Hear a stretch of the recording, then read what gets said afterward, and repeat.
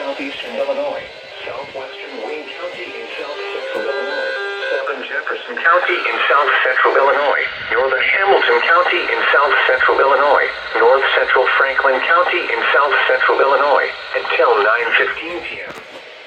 At 8:32 p.m., a severe thunderstorm was located near Mount Vernon, moving east at 45 miles per hour.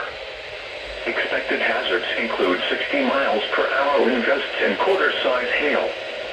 This is a radar-indicated threat.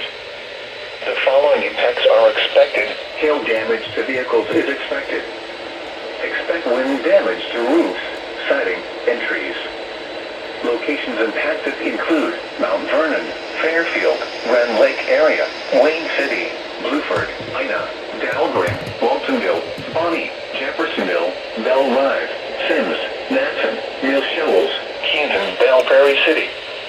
This includes the following highways: Interstate 57 in Illinois between mile markers 81 and 95.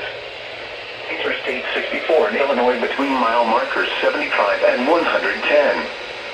Repeating, a severe thunderstorm warning has been issued until 9:15 p.m. for the following counties in Illinois: Franklin, Hamilton, and White.